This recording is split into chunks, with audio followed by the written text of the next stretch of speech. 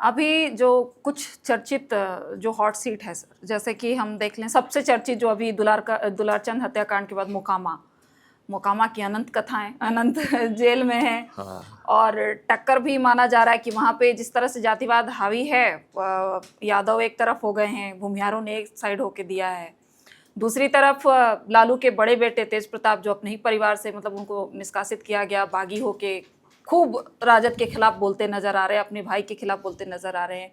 हम अगर अलीनगर की सीट देखें जहां बीजेपी ने कैंडिडेट दिया है मैथिली ठाकुर को, सम्राट चौधरी जिसका खुद प्रशांत किशोर ने इतना विरोध किया, राघोपुर से तेजस्वी यादव, इन सब सीटों का समीकरण क्या? सबसे पहले तो मोकामा का समझेंगे सर कि मोकामा को कैसे देखते हैं? देखिए, अब मोकामा ऐसा है कि वहाँ प्रशांत किशोर का कैंडिडेट बहुत अच्छा है, वो धानुक है।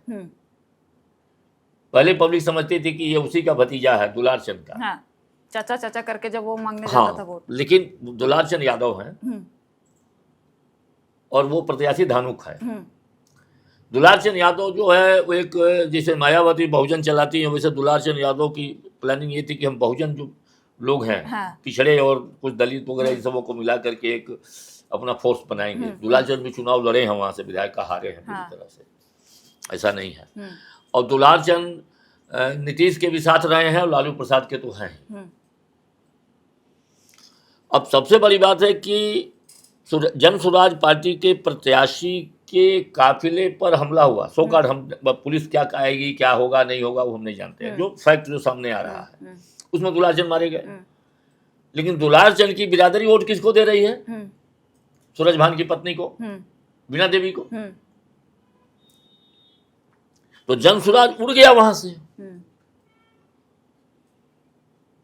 तो अब मूल प्रश्न यह है कि गैर यादव और गैर भूमिहार जो वोट है वो किसके तरफ टर्न आउट, वो कहां तक उग गया, वो तय करेगा। तो टाल के क्षेत्र में तो आरजेडी मान लीजिए लीड करेगा वहां, शहरी क्षेत्र में अनंत सिंह को लेके सब। लेकिन पंडारा का और ये जो मोकामा ये सब जो बेल्ट है इसमें इनको ज्यादा वोट मिला होगा। और बाकी जो जातियां हैं अदर देन, क्योंकि देखो अनंत की एक सबसे बड़ी जो खूबी है जिसके चलते वो नेता हैं, हारे या जीते वो अलग बात है, और उनके बाकी जो दूसरा पार्ट है उसकी मैं चर्चा नहीं कर रहा हूँ। अनंत सर कुछ तो बता ही सकते हैं सर, अनंत कथाएं सब लोग जानना बहुत है, चाहते तो हैं। अनंत की कथा क्या बताएं। अनंत जो है वो तो इनके भाई थे दिलीप सिंह, जिनका मर्डर हो गया।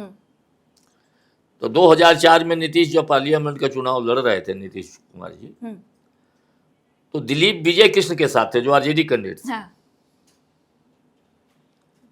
लेकिन अनंत सिंह जो है नीतीश जी के साथ, नीतीश जी का, तो नीतीश जी से अनंत सिंह का तब से है।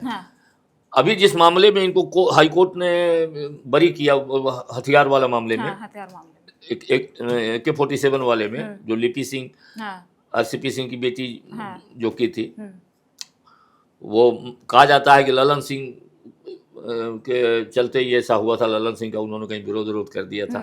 राजनीति में ये सब चलता रहता है।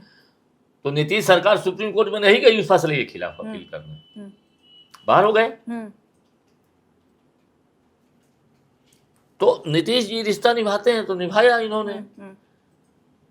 और अनंत सिंह पढ़े लिखे नहीं है, वो 4 लाइन हिंदी नहीं बोलते हैं, वो ठेठ वहाँ की जो लोकल भाषा है उसी में वो बोलते तो कहते हैं कि हम मुख्यमंत्री नहीं बनेंगे, हमको लिखने आई पे नहीं करता तो हम बनेंगे क्या? हाँ, उनकी सबसे बड़ी खूबी है कि जो लोग उनके पास जाते हैं उनको अपने साथ बैठाते हैं। आपने अगर फोटो देखा होगा, नेशनल मीडिया का तो पूरा अभी सबसे वायरल कंटेंट वहीं पे निकला। अपने चौकी पर, अपने चारपाई में बैठाते हैं, जो खाते हैं वही खिलाते हैं, साथ में खाना खाते हैं। और बहुत सारा काम जो है वो सरकार वाला काम नहीं, अपने पैसे से काम कराते हैं। तो पब्लिक से उनका जो रेपो बहुत अच्छा है, बढ़िया रेपो। लेकिन है तो सब बाहुबली वाला ही ना। हाँ, बाहुबली क्या हम करें, बाहुबली नहीं हो तो पैसा कहाँ से आता है? मतलब दबंग जैसे सूरज भान को कहा जाता है कि मतलब वहाँ पे इन्हीं लोगों का वर्चस्व चलता रहा। हाँ ठीक है, सूरज भान भी गैंगस्टर तो रहे ही हैं। सूरज भान का तो उत्तर प्रदेश तक इनका जाल फैला हुआ था। गोरखपुर तक शंकर तिवारी से इनका सूरज भान का था। हाँ, शिव प्रकाश शुक्ला इसके गैंग का था। किलो मिल के बेच बिहारी को मारा था। मुन्ना शुक्ला भी तो एक ग्रुप अलग बना था, राजन तिवारी था उसमें, ये ग्रुप ही एक अलग था। तो सूरज भान कोई ऐसा थोड़े कि साधु हुआ है नहीं नहीं, ये भी नहीं है। और इनको तो गोली तभी लगी थी जब ये इनका गांव जो ये मोकामा टाउन से दूर है इनका गांव, सूरज भान का। इनके घर के ठीक बगल में जो घर है विवेका पहलवान का था, वो भी 5-6 भाई था, वो भी क्रिमिनल गैंग था।